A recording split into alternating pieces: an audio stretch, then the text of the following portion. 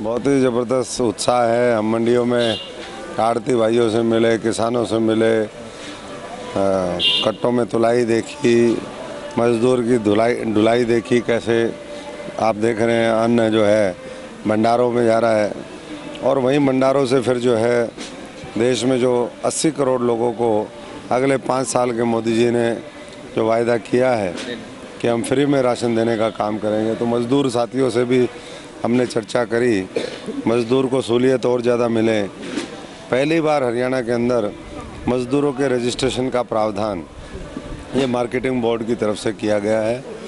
मैं हमारे मुख्यमंत्री जी का भी और भाई आदित्य जी जो चेयरमैन हैं उनका भी धन्यवाद करूंगा कि एक दूरदर्शी सोच के माध्यम से मज़दूर को हर तरीके का लाभ मिले भविष्य में, वो सुनिश्चित करने का एक कदम है। तो लोग जानते हैं इस बात को कि आएगा मोदी जी, उनका विकास कराएगा मोदी जी, उनको आगे बढ़ाएगा मोदी जी, और राष्ट्र निर्माण के इस मोदी जी के संघर्ष में, उस संकल्प में हर मज़दूर, हर किसान और हमारा आड़ती भाई यहाँ मुख्य रूप से मैं समझता हूँ कि उनके सहयोगी के तौर पे काम करेगा। और 25 तारीख को कमल के बटन के सामने 25 मई को बटन दबाएगा और 400 पार में भी इनकी बड़ी भूमिका होगी। डॉक्टर साहब, कांग्रेस के टिकट को लेकर अभी तक भी पेच फंसा है। आपको क्या लगता है, क्या ऐसी वजह हो सकती है कांग्रेस अपने पत्ते नहीं खोल पा रही और मामला पूरे का पूरा केंद्र के पाले? वहाँ धक्का चल रहा है, वो एक दूसरे को धक्के से, वो कहता है ये लड़ेगा तो मैं लड़ूंगा, तो सब मैदान छोड़ करके भागना चाह रहे हैं। और पार्टी कह रही है ऊपर से हाईकमांड की लड़ना पड़ेगा, तो ये कारण है। तो 40 दिन और बिता दिए और 10-20 दिन बिता देंगे तो नॉमिनेशन की भी डेट निकल जाएगी।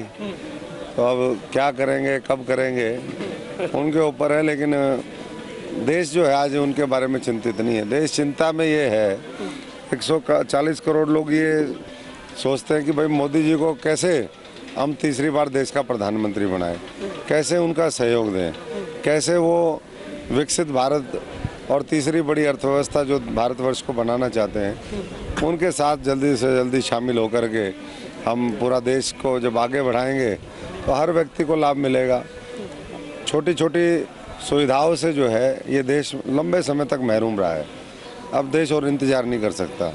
देश को, हमारे युवा पीढ़ी को अच्छी शिक्षा भी चाहिए, अच्छे अस्पताल भी चाहिए, उनको रोज़गार के अवसर भी चाहिए, उनको जो है टेक्नोलॉजी से भी जुड़ना है, उनको दुनिया से जुड़ना है, उनको मैं समझता हूँ कि उद्योग से लेकर के जो बिना खर्ची बिना पर्ची की नौकरी भी चाहिए, और वो देने का जज्बा केवल भारतीय जनता पार्टी में।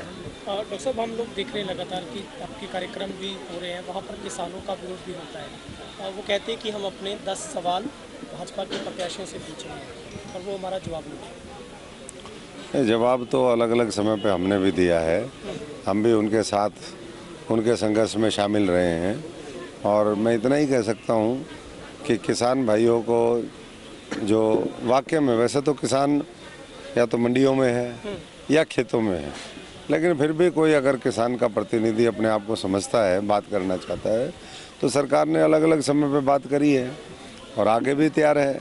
अब तो चुनावी समय है और इसमें मैं समझता हूँ कि अपना बहुमूल्य योगदान सब साथियों को देना चाहिए, लोकतंत्र को मजबूत करना चाहिए, और जो सरकार आने वाली है उसी से तो बातचीत करेंगे। तो आने वाले समय में, ये तो चुनाव अनाउंस होने से पहले भी चर्चाएं चल रही थी, जो उनके जायज़ सवाल होंगे और जायज़ समस्याएं होंगी, उसका हर एक का समाधान वो मोदी सरकार के पास है। लेकिन मैं समझता हूँ कि सबको शांति प्रिय तरीके से अपनी बात रखनी चाहिए, और विपक्ष जो उनको ढाल बना करके आगे बढ़ना चाहती है, मैं उनको इतना ही कहूँगा कि मैं इनको बहुत, विपक्षी जो लोग हैं इनको बहुत अच्छे से समझता भी हूँ, जानता भी हूँ, मिलकर के हमने काम भी किया है। ये बिल्कुल खोखले लोग हैं। एक तरफ मोदी जी की गारंटी है और एक तरफ ये खोखले लोग हैं। ये तो उनको तय करना है कि किसके साथ चलना है।